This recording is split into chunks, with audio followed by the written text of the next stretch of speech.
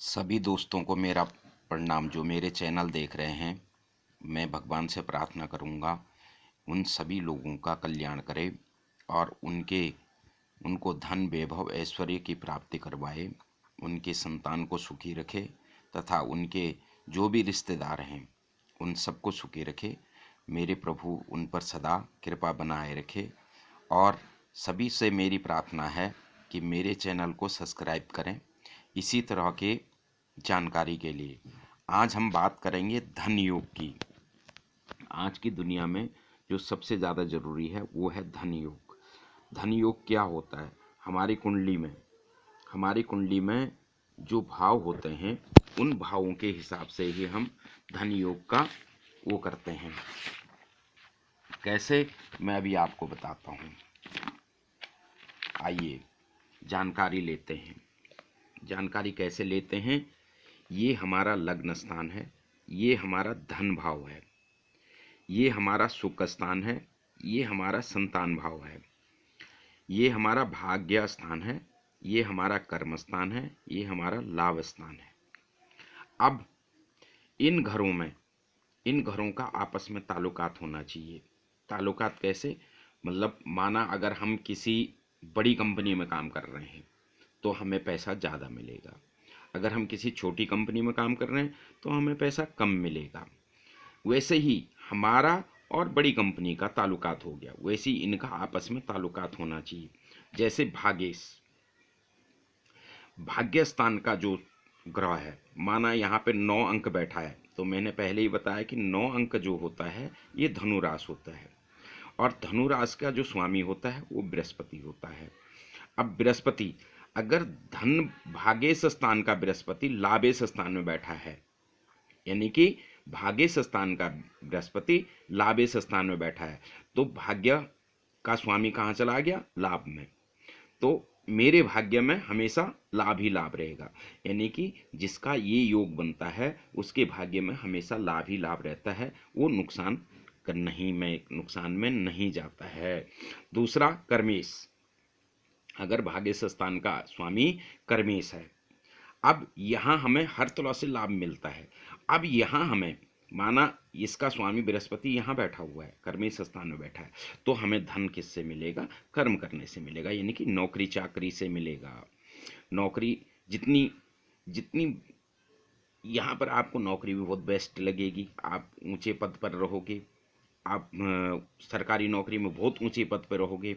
तो भाग्येश का इससे क्या हो गया? कर्मेश से, यानी कि कर्मेश आपको कर्मेश अगर इसका स्वामी यहाँ पे बैठता है तो आपको 22 साल के बाद ही धन प्राप्ति होगी। अगर इसका स्वामी यहाँ बैठता है तो आपको बचपन से ही धन प्राप्त होना शुरू हो जाएगा।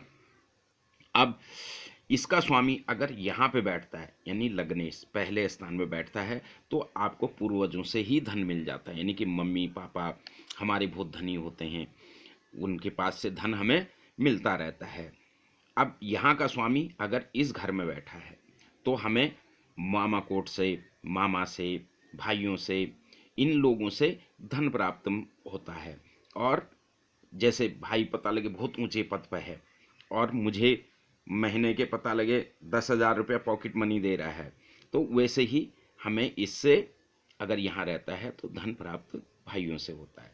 अब यहाँ से इस जगह जाते हैं, ये सुकेश स्थान है, अगर यहाँ का स्वामी बृहस्पति यहाँ बैठा हुआ है तो आपको जमीन जायदाद से धन प्राप्त होगा। माता स्थान के जमीन जायदाद से, यानी कि आपके पूर्वजों की जमीन जायदाद, मकान बिल्डिंग जो भी है उनसे ही आपको धन प्राप्त होता है। जिनको जो किराए से ज़्यादा धन कमाते हैं, जैसे हम किराए मकान पर देते हैं, उनका यही चीज़ सबसे बढ़िया होता है, यानी कि इस जगह से हमें धन प्राप्त होता है। अब इसका स्वामी अगर पंचम भाव में बैठा है तो हमें पढ़ाई लिखाई से धन मिलता है। जितने भी टीचर बनते हैं, जो भी उच्च शिक्षा प्राप्त करते हैं, उनका इस घर का स्वामी यहाँ बैठा होता है, जिससे कि उन्हें यहाँ से धन प्राप्त होता है, यानी कि पढ़ाई लिखाई से धन प्राप्त होता है। सबसे बढ़िया घर जो मानते हैं वो इस भागेश और लाभेश को, ये बचपन से ही धन आपको देना शुरू कर देता है। इस घर से और इस घर का ताल्लुका जो होता है वो कम से कम 24 साल के बाद आपको धन देता है। यहाँ से और यहाँ जो धन होता है ये भी आपको बचपन से धन देने लग जाता है। यहाँ से यहाँ अगर होता है तो कर्मेश स्थान में होता है तो यहाँ आपको नौकरी चाकरी से ही धन मिलेगा। इसी प्रकार कई और योग होते हैं, ये तो मैं आपको थोड़ी सा योग बता रहा हूँ, और इसकी अलग अलग उम्र होती है, उम्र के हिसाब से ही आपको धन प्राप्त होगा। अब मैं आपको एक छोटी सी सारणी के हिसाब से समझाता हूँ। ये छोटा सा मैंने एक वो बना रखा है कैसे। 9वें भाव आपका हो गया भागेश स्थान। अब 11वां भाव जो हो गया ये लाभेश स्थान।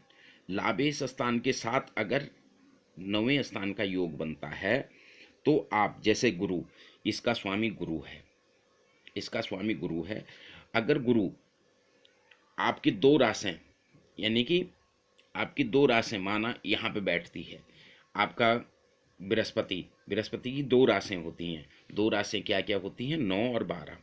अगर 9 और 12 अंक आपके दोनों जगह है, माना 9वें घर में और 11वें घर में, आपका 9वें घर में 9 है, उसके 10 11, 11वें घर में भी आपका गुरु से संबंधित है तो आपको धन प्राप्त मिलेगा। इस हिसाब से हमें हमारे पूरे जीवन में धन की प्राप्ति देखी जाती है। उसके अलावा 150 करीब योग होते हैं, ये तो मैंने आपको थोड़ी सा समझाया। 150 से लेकर 200 योग होते हैं। इन योगों के द्वारा हमें धन प्राप्त होता है कि हमारी राशि भागेश जो भाग्य स्थान है और जो लाभ स्थान है, जो धन स्थान है, जो हमारा लग्न स्थान है और जो हमारा सुख स्थान है, अगर इन जगह हमारे भाग्य से संबंधित ग्रहों से योग बनता है तो हमें उन चीज़ों से ही धन प्राप्त होता है। माना अब स्त्री से, अब जैसे मैं मानता हूँ कि भागेश अगर आपका स्त्री भाव में बैठा है, जय भाव में, तो यहाँ स्त्री से धन प्राप्त होता है, यानी कि आपका ससुराल पक्ष से आपको मोटा धन मिलता है और मोटे फायदा मिलता है। स्त्री सौभाग्यशाली आती है जिससे घर में हमेशा उन्नति बनी रहती है, तथा यहाँ पे बिजनेस, यानी कि आपको बिजनेस से भी यहाँ पे धन मिलता है। इसी प्रकार मैंने आपको बताया कि कई योग होते हैं। अब मैं आपको कल बताऊंगा कि आपका धनाढ़य योग, यानी कि धन कैसे आपको प्राप्त करना है। माना अगर आपकी कुंडली में ये योग नहीं है, खुदा न खासा इस योग में आपका जन्म नहीं हुआ है, तो आपको उसके लिए कई और तरीके हैं। अगर आपके जीवन में माना बहुत कष्ट है, जैसे अब मैं आपको कल इन चीज़ों से संबंधित बताऊंगा, जैसे जमींदार योग, यानी कि आपके भाग्य में ज़मीन जायदाद खूब सारी होनी, आएगी कि नहीं आएगी। ससुराल से धन प्राप्ति योग, आकस्मिक धन प्राप्ति योग, आकस्मिक मतलब लॉटरी जुआ जो खेलते हैं उनसे धन प्राप्त होता है कि नहीं होता, या गड़ा हुआ धन मिलता है कि नहीं मिलता है, वो चीज़ें वो होता है। दूसरा मैं आपको बताऊंगा सुख योग, आपके जीवन में सुख है या नहीं है, जैसे संतान का सुख, स्त्री का सुख, जमीन जायदाद का सुख, हाथी घोड़े, ये भैंस गाय बकरी, इन चीज़ों का सुख आपके जीवन में है कि नहीं है, वो मैं आपको कल बताऊंगा। क्योंकि वीडियो बहुत लंबी हो जाती है, अगर मैं लंबी वीडियो बनाता रहूँगा तो लोग इसको देखेंगे नहीं। दूसरा लाभ योग, आपके जीवन में किस समय, किस दिन और किस घड़ी लाभ प्राप्त होगा ये भी आप जान सकते हैं। लाभ एक ऐसी चीज़ है जो कि आपके जीवन में पूरे दिन में चंद मिनटों के लिए होता है, पूरे जीवन में कई बार पता लगे कि चंद दिनों के लिए हुआ, माना 4 दिन के लिए हुआ, 10 दिन के लिए हुआ, 20 दिन के लिए हुआ, 50 दिन के लिए हुआ। उसी बीच में आपको धन से संबंधित चीज़ें करनी होती हैं जिससे कि आपके जीवन में दुनिया बहुत सारा लाभ आपको प्राप्त हो। इसी कामना के साथ भगवान लक्ष्मी सबको धन वैभव ऐश्वर्य प्राप्त करवाए, इसी कामना के साथ मैं लक्ष्मी माता से प्रार्थना करता हूँ कि जो भी मेरी इस वीडियो को देख रहा है उसके घर को धन और वैभव से परिपूर्ण रखे, उनके घर में हमेशा सौभाग्य बना रहे। इसी कामना के साथ महालक्ष्मी माता की जय, और मेरे चैनल को जरूर सब्सक्राइब कीजिए। धन्यवाद। जय माता की।